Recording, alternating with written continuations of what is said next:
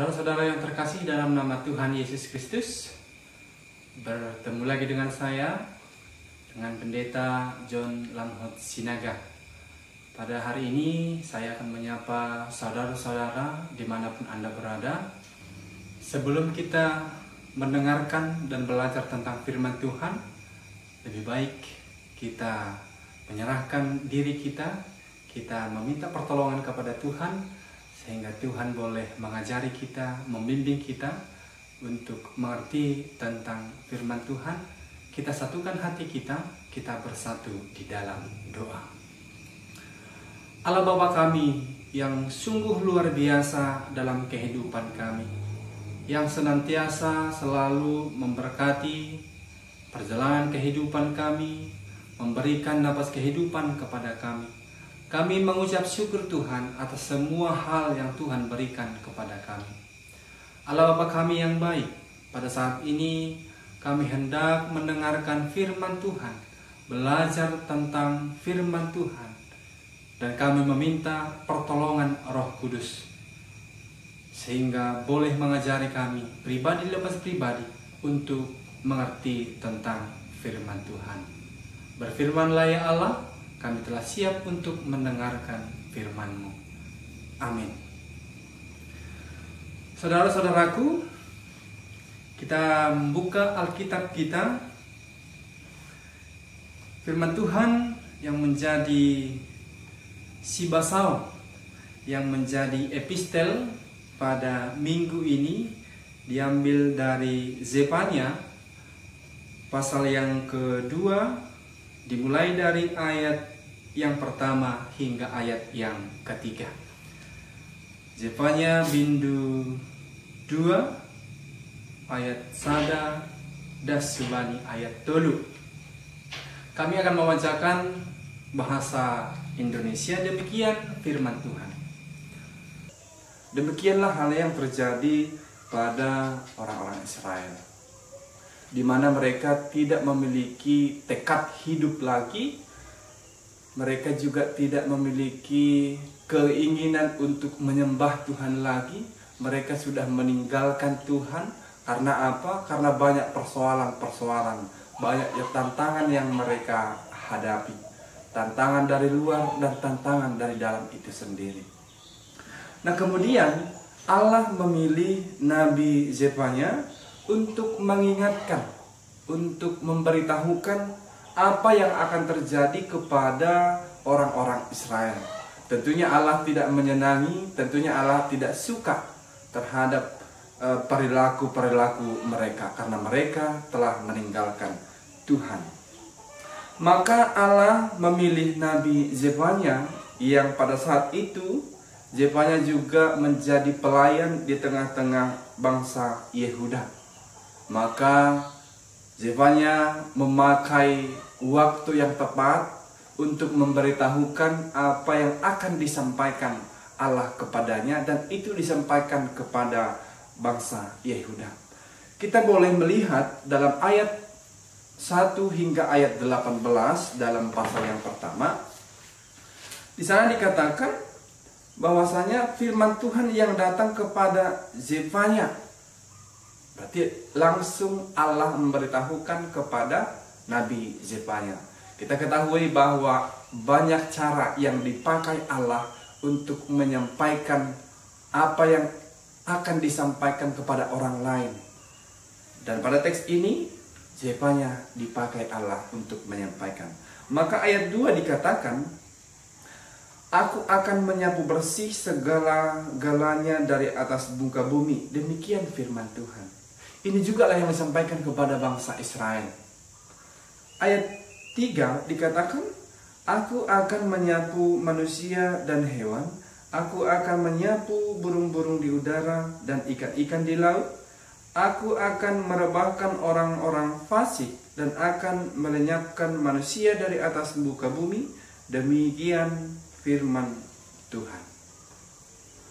Nah, tentunya ketika kita membaca ayat 2 dan ayat yang ketiga, ternyata Allah tidak suka kepada bangsa Israel karena sifat mereka, karena perilaku mereka. Padahal bangsa Israel sendiri adalah bangsa yang dipilih oleh Tuhan sendiri. Nah, kemudian ketika Allah ingin melakukan hal yang akan terjadi kepada bangsa Israel, maka ada baiknya, ada waktu yang diberikan Tuhan kepada bangsa Israel, supaya mereka meninggalkan hal-hal yang tidak baik, supaya mereka meninggalkan keagamaan mereka yang salah. Ketika mereka melihat bahwa kehidupan mereka tidak lagi memiliki prinsip, tidak memiliki semangat lagi, maka dalam Bindu 2, pasal yang kedua, dikatakan bahwa adalah seruan untuk bertobat. Seruan untuk bertobat. Kalau dalam bahasa Simalungun dikatakan golpa-golpa, ipa-golpa. Berarti ada hal yang dilakukan bagaimana supaya bangsa Israel diingatkan supaya mereka meninggalkan kehidupan yang lama, supaya mereka meninggalkan kebiasaan yang buruk dengan cara bertobat. Nah, demikian juga kita. Sebagai orang yang pernah melakukan kesalahan, sebagai orang yang pernah melanggar peraturan-peraturan, kita dituntut, kita diminta untuk memiliki perubahan yang lebih baik. Kita dituntut, kalau dalam firman Tuhan di sini, kita dituntut untuk bertobat. Nah, dikatakan dalam ayat 1, bersemangatlah dan berkumpullah. Orang yang ingin bertobat, orang yang ingin merubah diri, harus dimulai dari semangat yang luar biasa. Semangat yang luar biasa. Kenapa dikatakan di sini bersemangat dan berkumpullah? Karena tanpa semangat dari diri sendiri tidak akan mampu untuk bergerak, tidak akan mampu untuk melangkah ketika tidak dimulai dengan semangat yang luar biasa. Maka kepada orang-orang yang ketika melanggar peraturan, melakukan kesalahan, maka dimulai dari diri sendiri untuk bersemangat untuk merubah hal-hal yang tidak baik. Seruan untuk bertobat. Bersemangatlah dan berkumpullah, hai bangsa yang acuh tak acuh.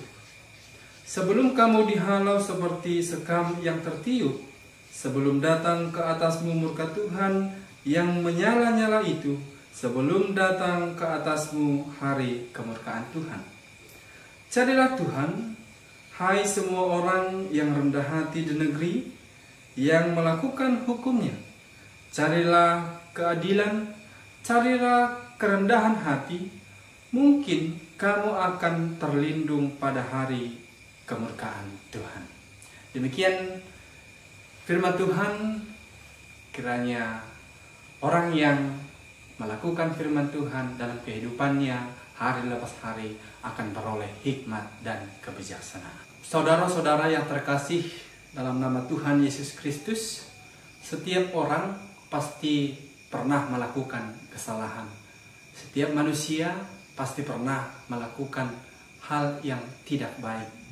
Maka pada hari ini kita diajak untuk merubah kehidupan kita yang dahulu kita sering melakukan ketidakbaikan, kesalahan.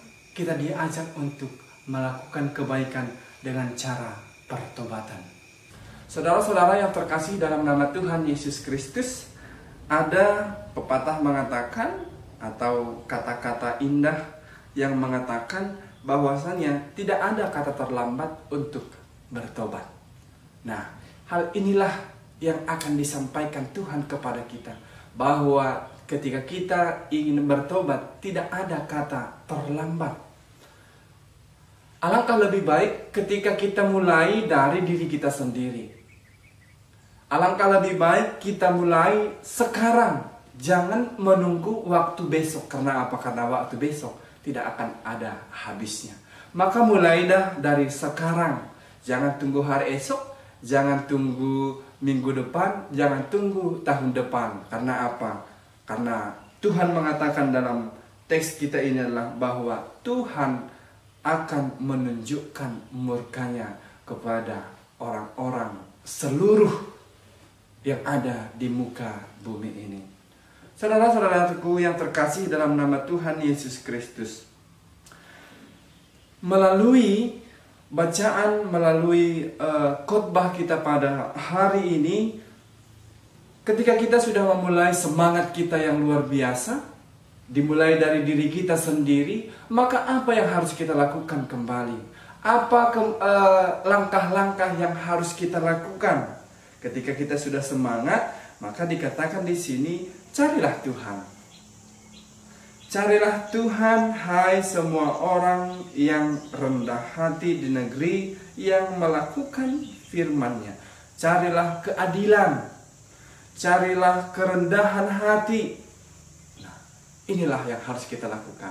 Ketika kita sudah memiliki semangat yang luar biasa, ketika kita sudah berdiri tegap untuk memperubahi diri, maka kita diminta untuk mencari Tuhan. Saudara-saudara, dalam khotbah saya sebelumnya, saya sudah memberitahukan bahwa dalam firman Tuhan, bahwa mencari Tuhan bisa dengan cara berdoa, bisa dengan cara bernyanyi, bisa dengan cara saat teduh dan sebagainya. Kemudian dikatakan, carilah kerendahan hati. Rendah hati, rendah diri, ini harus kita perlihatkan dalam kehidupan kita hari lepas hari. Meski ada orang yang mencela kita, menggosipi tentang kita, dan sebagainya, kita harus merendahkan hati kita. Jangan kita membalas hal-hal yang tidak baik. Karena apa? Itu tidak disenangi oleh Tuhan. Saudara-saudaraku yang terkasih dalam nama Tuhan Yesus Kristus, kita diminta untuk bertobat, kita diminta untuk memperubahi diri hari lepas hari untuk lebih baik, lebih baik, lebih baik lagi di kemudian hari. Karena apa? Dikatakan dalam ayat yang terakhir, mungkin kamu akan terlindung pada hari kemurkaan Tuhan. Tentu kita tidak menginginkan Tuhan murka atas kita, tetapi lakukanlah firman Tuhan, carilah Tuhan, perubahilah diri kita ke arah yang lebih baik lagi, maka Tuhan akan memperhitungkan segala sesuatu yang Anda lakukan. Tuhan melihat segala sesuatu yang Anda pikirkan. Tuhan melihat segala sesuatu yang Anda lakukan dalam kehidupan Anda hari lepas hari. Semoga melalui firman Tuhan pada saat ini kita memiliki semangat yang luar biasa, semangat 45 untuk melakukan kebaikan. Di akhir khotbah ini, saya akan memimpin kita ke dalam doa. Allah Bapa kami yang baik, kami telah mendengarkan firman Tuhan, mengajari kami untuk meninggalkan perilaku-perilaku buruk. Kami sadar dan kami tahu kami pernah melakukan kesalahan. Kami pernah melakukan pelanggaran terhadap aturan-aturan yang ada. Tuhan melihat hal tersebut, tentunya Tuhan tidak menyenangi apa yang kami lakukan.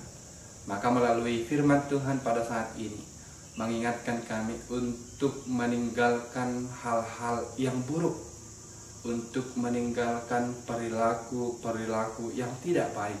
Ajari kami Tuhan untuk senantiasa mencari Tuhan dalam kehidupan kami, supaya kami memperoleh kehidupan yang lebih baik lagi ke depannya. Tuhan, kami minta bimbingan Tuhan dalam kehidupan kami, sehingga kami juga boleh mencari Tuhan meski banyak persoalan yang kami hadapi. Dengan kami mencari Tuhan, kami memperoleh kekuatan yang sungguh luar biasa untuk memperbaiki diri, untuk melakukan firman Tuhan. Terima kasih Tuhan, kami berdoa di dalam anak-Mu Yesus Kristus, Juru Selamat kami yang hidup. Amin.